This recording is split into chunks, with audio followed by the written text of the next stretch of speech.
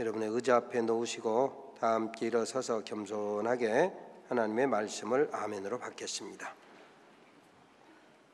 고린도전서 1장 18절로 25절 말씀을 제가 봉독합니다.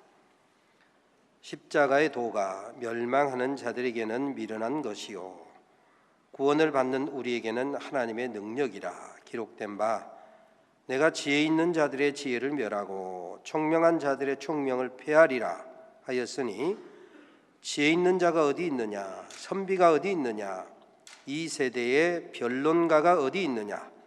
하나님께서 이 세상의 지혜를 미련하게 하신 것이 아니냐.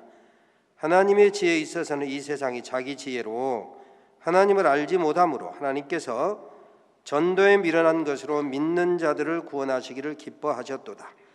유대인은 표적을 구하고 헬라인은 지혜를 찾으나 우리는 십자가에 못 박힌 그리스도를 전하니 유대인에게는 거리끼는 것이요 이방인에게는 미련한 것이로되 오직 부르심을 받은 자들에게는 유대인이나 헬라인이나 그리스도는 하나님의 능력이요 하나님의 지혜니라. 하나님의 어리석음이 사람보다 지혜롭고 하나님의 약하심이 사람보다 강하니라. 아멘. 이 말씀 하나님의 말씀입니다. 앉으시기 바랍니다.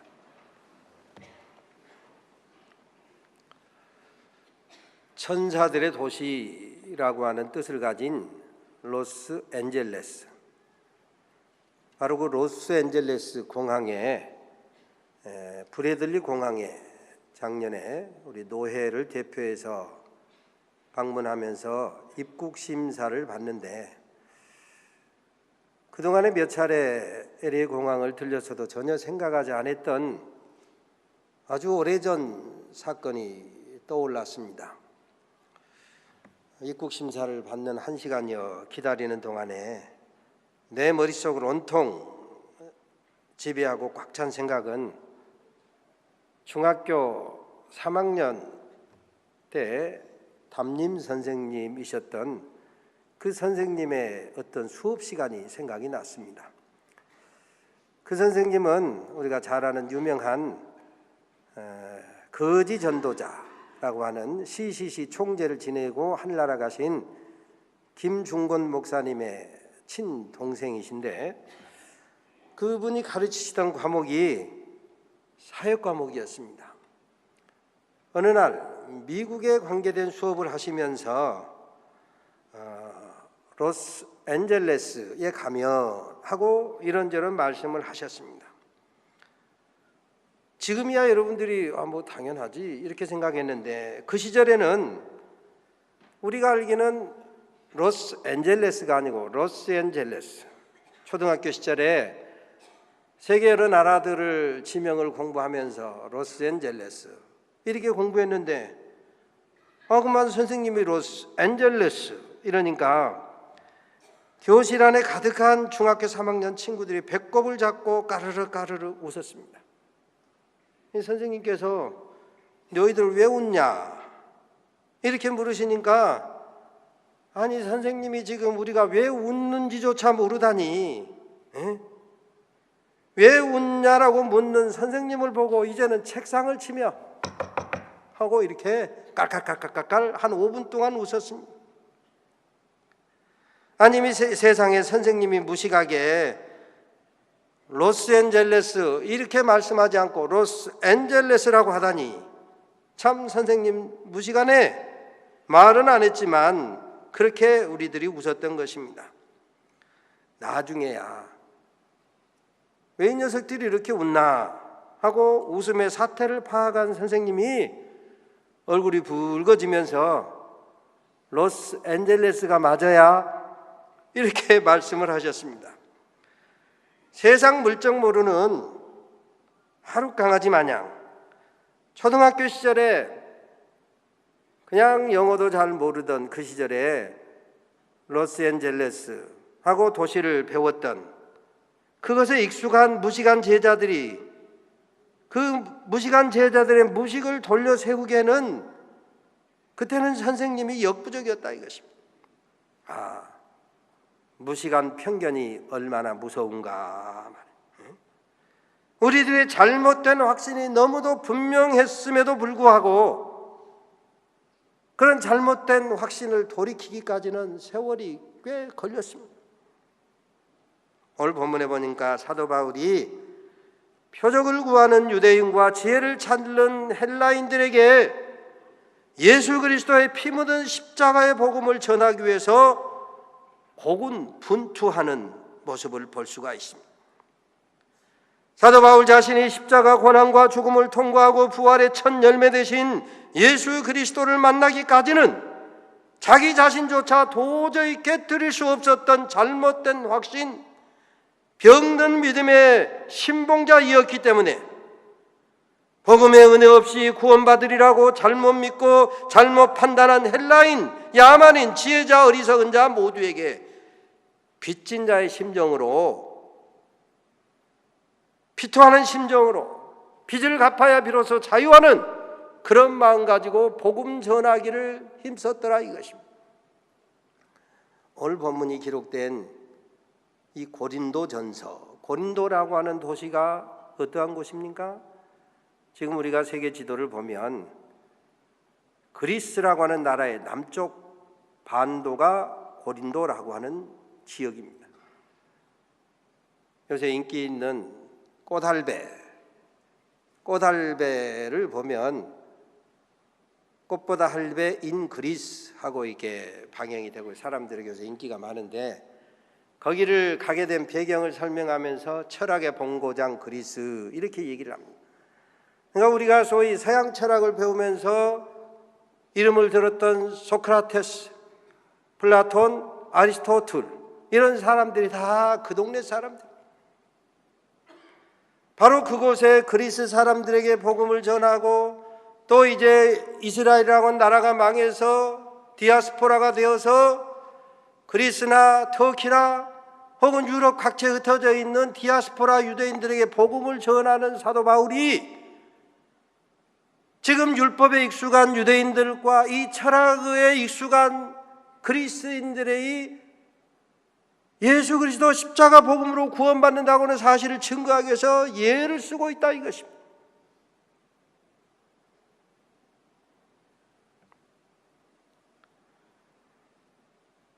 그래서 율법에 익숙한 디아스포라 유대인들, 그리고 헬라 철학을 가지고 모든 문제를 해결할 수 있다라고 생각했던 이 헬라인들에게 십자가에 못 박힌 예수 그리스도를 전하기 위해서 아주 피토하는 심정으로 말하고 있는 것입니다. 그래서 사도 바울은 로마서 1장에 보면 할 수만 있으면 내가 최선을 다해서 목숨을 걸고 로마에 있는 사람들에게도 복음을 전하기를 원했고, 가지는 못했지만 할 수만 있으면 서바나 스페인까지라도 가서 복음을 전하고 싶었더라 이것입니다. 그런데 그가 몰랐을 때는 스데반을 돌로 쳐 죽이는데 앞장을 섰고, 그리고 다메섹에 있는 직가라고 하는 거리에 있는 교회, 그 교회를 쳐부시기 위해서 분노의 콧나팔을 불면서 핍박을 하는데 선봉장이 되었던 것입니다. 몰라서 예수님이 복음이고 예수의 십자가 대속의 은혜로 구원받는다는 사실을 몰랐기 때문에 스데반이라고 하는 집사를 죽이는데 앞장서고, 그리고 다메섹에 있는 직가라고 있는 곳에 교회 공동체를 때려부시는데 앞장섰던 자기의 모습을 생각할 때, 예수님의 십자가의 복음을 알지 못하는 저들이 얼마나 안타까운고 하고 그들을 피토하는 심정으로 권하고 있는 것입니다. 사도 바울이 사도 바울 되기 전에 사울이었을 적 그의 신분을 파악해 보면 율법 중에서 가장 엄한 파 가말리엘의 문화에서 배웠습니다. 행위 구원의 교리에 찌들었던 자기의 모습을 지울 수가 없어요. 그래서 자기의 모습을 돌아볼 때 자기처럼 예수님의 십자가 보혈의 복음을 모르고 율법의 행위를 붙여찼던 어리석은 동족들, 그 유대인들이 독생자 예수 그리스도의 피 흘린 보혈의 복음을 거절하는 것, 이걸 견딜 수가 없었던 것입니다. 세상의 모든 죄로 죄 문제를 해결하려고 확신했던 헬라인들의 착각, 이것 또한 참을 수가 없었던 것입니다. 하나님의 독생자 예수 그리스도의 대속의 은총이 최고 최상의 표적인 것을 모르고 또 다른 표적을 구하는 동족 유대인의 무신경의 분노를 넘어 슬퍼했던 것입니다. 로마서 5장에 보면 우리가 여전히 죄 가운데 살고 있을 때, 내가 여전히 죄 가운데 살고 있을 때, 우리가 아직 죄인 되었을 때 그리스도께서 우리를 위하여 죽으심으로 하나님께서 우리에게 대한 자기의 사랑을 확증하셨다. 이와 같이 하나님의 사랑의 확증이 바로 이 십자가의 복음인 것을 모르는 유대인 동족이 안타깝고, 그걸 헬라 철학으로 해결하려고 하는 헬라인들이 정말 보기에 가슴 아팠더라 이것입니다. 십자가의 도, 우리가 흔히 십자가의 도 하는데 십자가의 도가 무엇입니까? 하나님의 독생자 예수님께서 저와 여러분의 죄값을 십자가에서 감당하셨다라고 하는 것이 바로 십자가의 도인 것입니다. 죄의 삭은 사망이요 그랬는데 바로 우리 주님께서 십자가에서 우리가 치러야 될 죄값을 치르고 대신 죄값을 당하셨다. 죄로 말미암아 죽을 수밖에 없었는데 우리 주님이 대신 죽으시고 우리가 생명을 얻었다 이겁니다. 그리스도 예수의 대속 은총을 믿음으로 말미암아 영생 얻는 진리를 몰라서 자유하지 못한 동족 유대인들, 그리고 철학으로 자유할 것 같이 착각하고 있는 헬라 사람들에게 바로 이 구원의 복음을 바로 알고 믿을 때 비로소 자유할 수 있다고 피토하여 외치고 있는 것입니다. 여전히 율법 행위와 동물 제사라는 수건을 벗지 못하는 비극 인생들을 보고 답답해하며 십자가의 도를 외치고 있는 것입니다.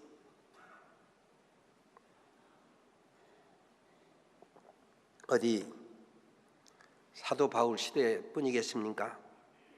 그 시대나 오늘이나 멸망하는 자들에게는 바로 이 십자가의 도가 다 미련하고 어리석게 보이더라 이것입니다. 유대인에게는 십자가는 거리끼는 것이었다, 걸러 넘어지는 걸림돌이었더라 이것입니다. 왜 그렇습니까? 율법에 보면 신명기 21장에 보면 나무에 달려 죽은 자마다 저주를 받은 자다 이렇게 기록되어 있어요. 그러니 율법 신명기에 나무에 달린 자마다 다 저주를 받은 자인데, 아니 저주받은 자가 어떻게 우리 하나님이 될 수 있느냐 하고 유대인들은 그거 안 된다 이랬다. 물론 죽음을 축복으로 보기는 쉽지 않겠지만 특별히 여러 죽음 가운데 십자가형은 최고로 저주받은 자가 당하는 처형 방법이었다 이것입니다.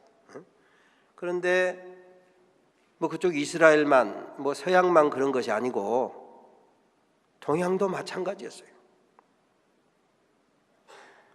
오죽하면 동방견문록을 썼던 마르코 폴로, 동방견문록은 안 읽어봤지만 오래전에 마르코 폴로라고 하는 영화를 보니까 그 영화에서 마르코 폴로가 그 당시에 중국을 지배하던 원나라 칸들 있지 않습니까? 원나라 황제, 그 황제를 아련하고 자기가 믿는 이 종교 복음을 증거하는 거예요.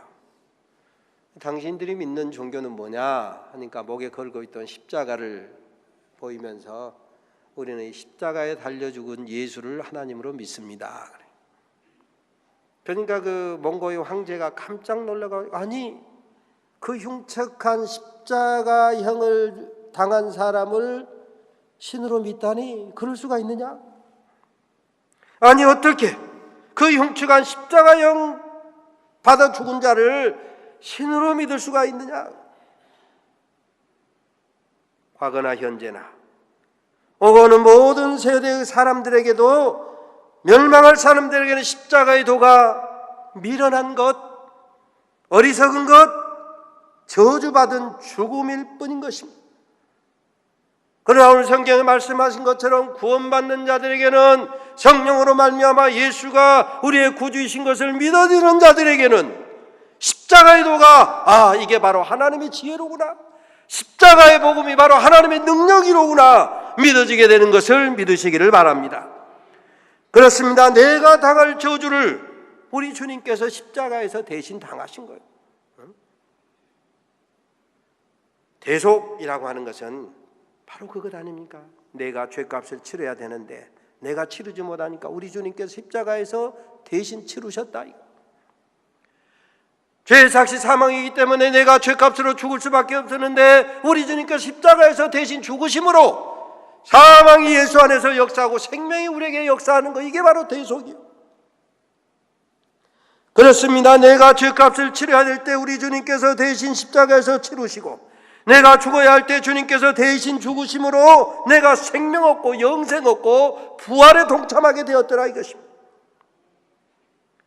메시아 고난을 대표하는 이사야 53장에 보면 그는 실로 우리의 질고를 지고 우리의 슬픔을 당하였거늘, 그는 즉 예수님을 말하는 거죠. 우리는 생각하기를 그는 징벌을 받아서 하나님에게 맞으며 고난을 당한다 하였노라. 그가 찔림으로 우리가 나음을 받고, 그가 찔림은 우리의 허물을 인하며 그가 채찍에 맞음으로 너희가 나음을 얻었더라. 그가 즉 예수님이 징계를 받음으로 너희가 평화를 누리고.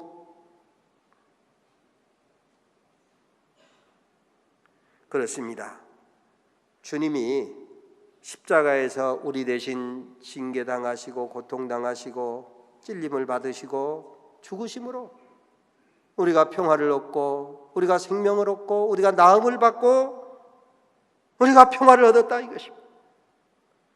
우리는 다 양 같아서 그릇 행하여 각기 제 길로 갔거늘 여호와께서는 우리 무리의 죄악을 그에게, 예수님에게 담당시키셨더라 이것입니다.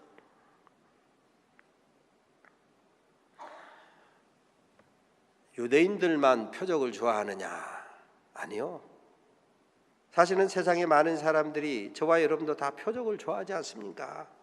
표적 좋아합니다. 그런데 문제는 그 표적의 효과가 얼마나 가느냐 이거예요. 얼마나. 모세 시대 출애굽할 때 모세를 통해서 하나님께서 이스라엘 백성을 출애굽시키기 위해서 10가지 재앙을 내리지 않았습니까? 출애굽기에 보면 나일강이 핏물되게 하시고, 개구리 떼가 나와서 아주 성가시게 하시고, 파리, 악질, 독종, 우박, 메뚜기, 어두움, 그리고 마지막 장자 재앙까지 10가지 재앙이나 내리셨습니다. 표적 아닙니까? 내 백성을 보내지 아니하니 내가 천지 만물 모든 자연을 지배하는 하나님이라고 하는 것을 보여주는 표적이었어요. 홍해를 갈랐습니다. 불기둥 구름기둥으로 인도했습니다. 먹을 것이 없을 때는 하늘에서 만나를 비같이 내려주셨어요. 고기를 먹고 싶어 할 때는 메추라기를 보내주셔서 한 달 동안 입에서 고기 냄새가 넘치도록 먹여주셨어요. 온갖 표적 속에 살았음에도 불구하고 그게 도대체 몇 조금 갔느냐 이거예요. 문제만 생기면 아이고 못 믿겠다, 하나님이 도대체 어디 있느냐, 불신과 배반과 강팍한 심령으로 변질되고 말았더라 이것입니다. 옛적의 선지자들로 여러 부분 여러 모양으로 말씀하신 하나님이 많은 선지자들을 통해서 또 이적 기사 표적을 행하지 않았습니까? 엘리야 시대에 3년 6개월 동안 비가 안 오다가 간절히 기도한 즉 비도 내려주시고, 엘리사 시대에 많은 이적 표적을 행하여 주셨습니다. 그래도 몇 쪽은 못 갔다 이것입니다. 우리 주님은 또 얼마나 많은 표적을 행하셨습니까? 복음서를 다른 눈으로 보면 이게 표적 행전이요. 복음서가 온통 예수님의 표적으로 가득해요. 물이 변하여 포도주 되게 하신 표적, 오병이어 보리떡 5개와 물고기 2마리로 5,000명을 먹이신 표적, 칠병이여 보리떡 7개와 물고기 2마리로 4,000명을 거두신 표적, 각종 병자들 고치시고 나환자를 고치시고 귀신을 쫓아내시고 안진뱅이를 일으키시고 심지어 죽은 나사로를 살리시고 나인성 과부의 아들 장례후 과정에서도 일으키시고 우리 주님이 부활의 첫 열매 되셨음에도 불구하고 여전히 유대인이 배척합니다. 헬라인도 마다합니다. 현대인도 부끄러워하는 거예요. 그래서 사도 바울이 내가 복음을 부끄러워하지 아니하노니, 모두가 다 자랑하는데 내가 부끄러워하지 아니하노니 그러겠습니까? 많은 식자층들이 알만하고 배울만하는 믿어야 될 사람들이 믿지 아니하고 복음을 부끄러워했더라 이것입니다. 여전히 유대인도 배척하고 헬라인도 마다하고 현대인도 부끄러워하고 있더라 이것입니다. 그래서 하나님은 표적으로 세상을 구원하시기를 기뻐하지 아니하시고 오늘 성경에 보니까 전도에 미련한 것으로 믿는 자들을 구원하시기를 기뻐하셨도다 그래. 여기 전도라고 하는 것이 뭐냐? 이게 저희 캐리그마라고 하는 것인데, 이 캐리그마는 다른 게 아니에요. 예수님이 하늘 보좌를 버리시고 동정녀 마리아에게 탄생하셔서 우리가 똑같은 육신을 지시고 육신을 입으시고 사시면서 우리가 당해야 될 고난을 대신 당하셨다. 죄 없이 흠도 티도 없는 분이 바로 우리가 받아야 될 고난을 대신 십자가에서 받으시고 우리가 죽어야 될 죄값을 주님이 대신 치르시고 그래서 죽으시고 장사되셨다가 사흘 만에 부활하시고 하늘에 올라가시 계시다가 그곳으로부터 심판주로 재림하실 것이다 라고 하는 일련의 예수님의 복음의 과정을 캐리그마라고 하는 거예요. 그것을 오늘 성경은 전도라고 번역하고 있는 것입니다. 하나님은 사람들이 표적 가지고 다 알지 못하고 믿지 못함으로 전도에 미련한 것으로 믿는 자를 구원하시기를 기뻐하셨음을 믿으시기를 바랍니다. 그러므로 오늘 우리의 믿음이 표적 시로대로 경험하면 좋지요. 그거 가지고 확신 가지면 좋지요. 그런데 우리의 이 표적 신앙을 넘어서 십자가 복음 신앙으로 전진하기를 원하십니다. 지혜 신앙을 넘어서 십자가 복음 신앙으로 성숙해 가기를 원하시더라 이것입니다. 성공과 축복 신앙을 넘어서 예수 그리스도의 피 묻은 십자가의 복음 신앙으로 전진하기를 원하시더라 이것입니다. 사랑하는 성도 여러분, 때로 이성으로는, 상식으로는, 교양으로는, 과학으로는 미련하게 보이는 십자가의 도가 알고 보니 하나님의 지혜요 하나님의 능력인 것입니다. 오늘 성경 분명하게 말씀합니다. 하나님의 미련한 것이 사람보다 더 지혜롭고 하나님의 약한 것이 사람보다 더 강하다. 바로 이 복음 신앙으로 전진해 가시기를 주의 이름으로 축원합니다. 하나님 감사합니다. 표적 신앙을 넘어 십자가 복음 신앙으로 나아가는 우리 모든 산돌의 가족들의 성숙한 믿음이 되게 하옵소서. 예수님의 이름으로 기도 올리옵나이다. 아멘.